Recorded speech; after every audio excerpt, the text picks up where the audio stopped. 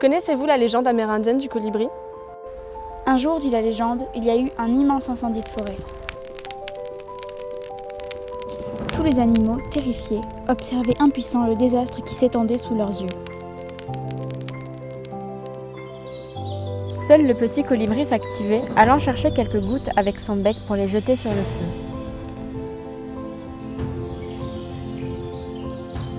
Après un moment, le tatou, agacé par cette agitation qui lui semblait dérisoire, lui dit « Colibri, tu n'es pas fou, ce n'est pas avec ces gouttes d'eau que tu vas éteindre le feu. » Et le colibri lui répondit « Je le sais, mais je fais ma part.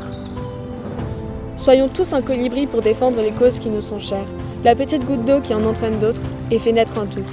Si chacun fait sa part, en donnant le maximum qu'il peut à son niveau, alors nous pouvons tout changer. » Cette légende transmet un message d'espoir qui est devenu notre mot d'ordre et notre raison d'agir.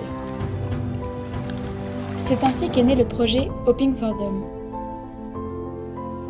dont l'amitié, l'espoir, les rencontres, l'ambition et la prise de conscience furent le commencement. On a réfléchi à comment nous aussi on pouvait apporter notre goutte d'eau à ce monde en feu.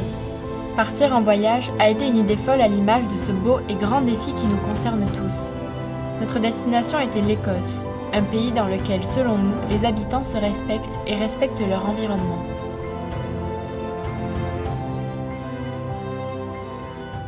Si l'on ramène l'histoire de la Terre et de la vie sur un an, l'homme apparaît seulement le 31 décembre.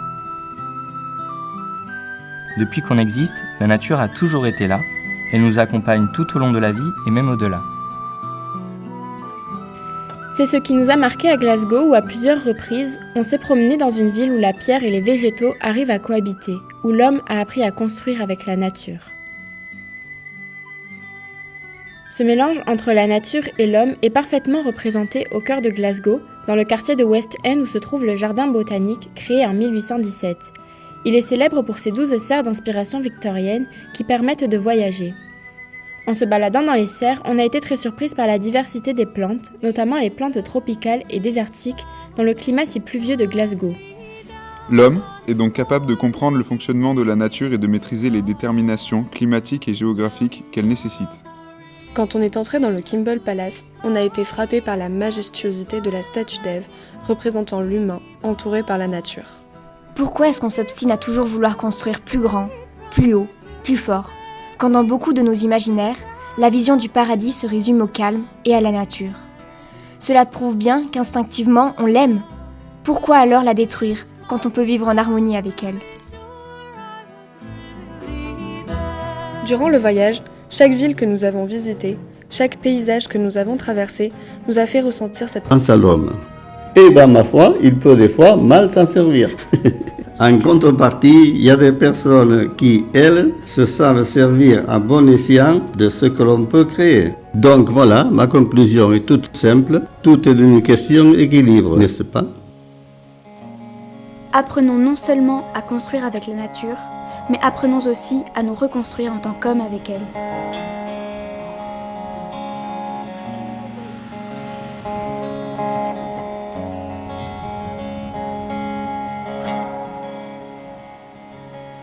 Standing down the barrel of a hot sun, shining like a sheen of a shotgun.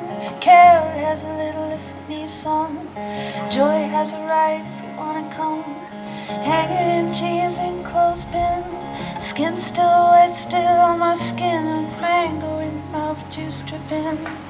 Shoulder of your shirt sleeve slipping.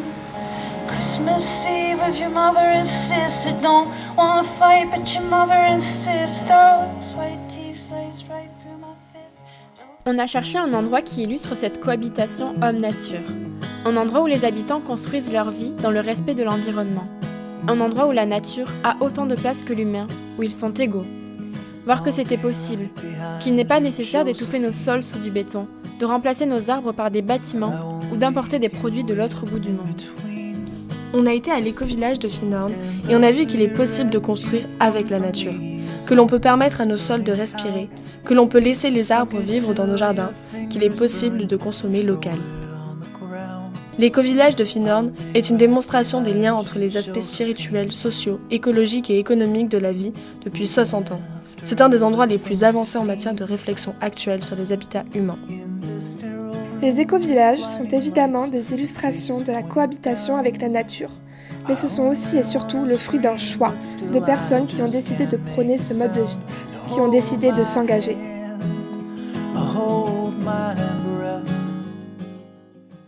Si on veut éteindre ce feu, inverser la tendance, il faut commencer par y croire. L'espoir, c'est l'élan qui nous pousse à agir. L'action, c'est le remède. La solidarité, c'est la solution, car c'est goutte après goutte que se crée le fleuve.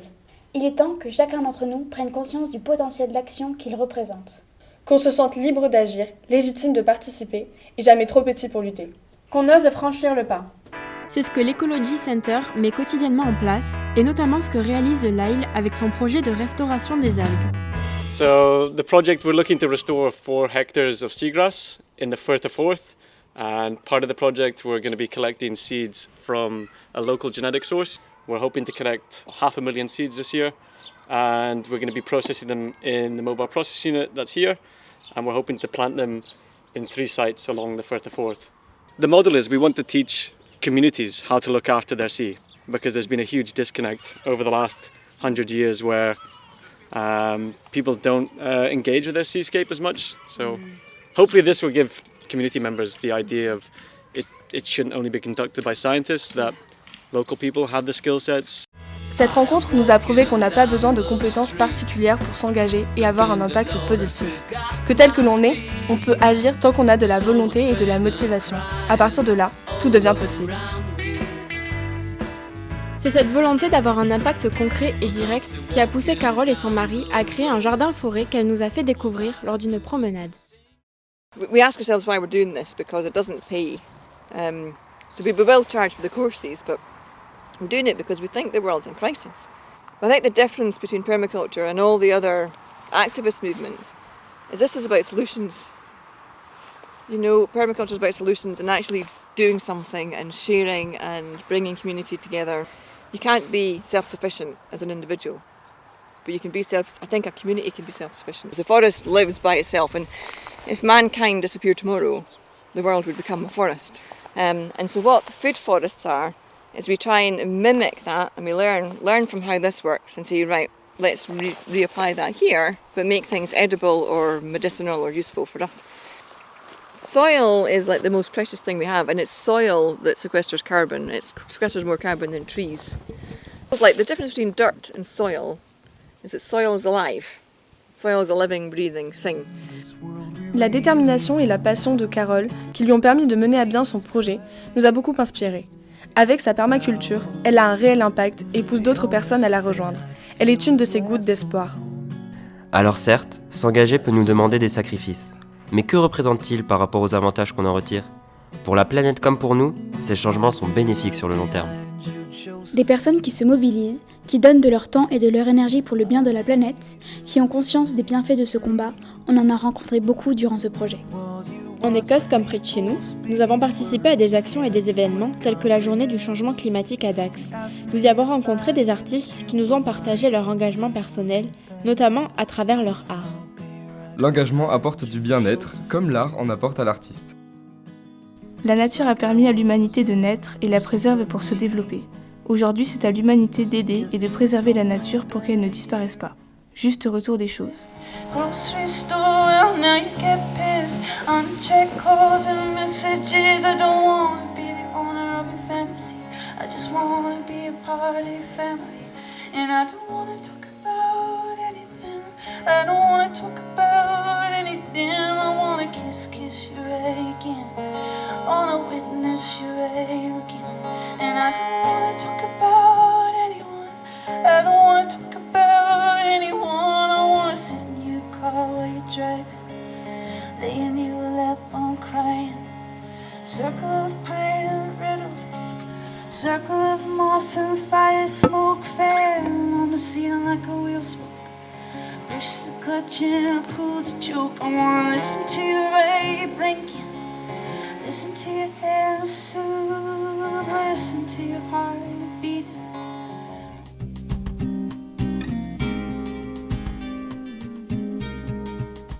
s'est rendu à Grosforce dans une horticulture où Laura nous a accueillis et nous a expliqué son métier. Laura Rutherford, and we're here at Grosforth today at Hill End in Dalgety Bay in Scotland. And welcome to the two girls. Because it's a lovely, lovely place to work. It's very friendly, family owned. You know, it's a lovely place to work. So I'm very lucky. Yeah. We all enjoy working here. Yeah. On lui a demandé en quoi cultiver son propre jardin était une action individuelle importante. Laura nous a répondu que c'est important dans une démarche écologique, certes, mais qu'au-delà, cette reconnexion à la nature et ce retour aux sources contribuent à notre bien-être. Pendant notre voyage en Écosse, on s'est senti bien, libre et connecté à la nature. On était tout le temps dehors, dans la forêt, au bord d'un lac ou sur une plage, à travers les highlands et sur les sentiers. Peu importe la destination, le trajet est une aventure dont il faut profiter. Dans le pays, on s'est toujours déplacé à pied, à vélo, en bus ou en train. Ne pas se téléporter et prendre le temps d'admirer, c'est ce que nous a confirmé ce voyage. C'est en laissant le hasard nous guider dans Inverness que nous sommes tombés sur un festival de musique en plein air. Le festival Under Canva est basé sur des principes écologiques. Il n'utilise pas de chauffage et met à disposition des couvertures.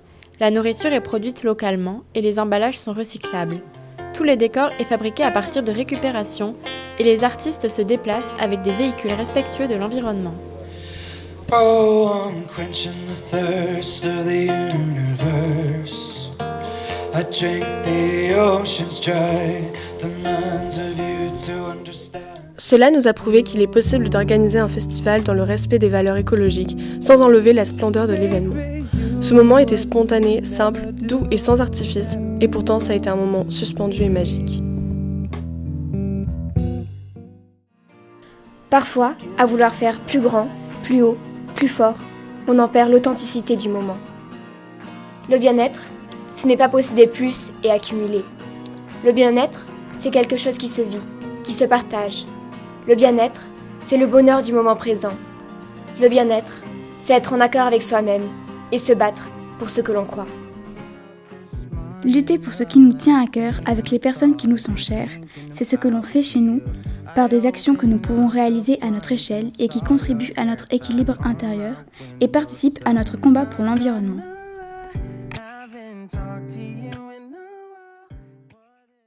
Le projet Hoping for Them est né d'un petit espoir qui s'est transformé en une grande aventure. L'espoir de se dire qu'à notre échelle, on peut apporter quelque chose et finalement se rendre compte qu'on est capable de beaucoup. Croiser le chemin de personnes investies et bienveillantes nous a motivés à nous dépasser encore plus et à croire au changement. Ce voyage, ça a été avant tout des rencontres inattendues, un paysage qui nous a émerveillés et nous a montré la nature dans toute sa splendeur. C'est sûr, ce ne sera pas le dernier.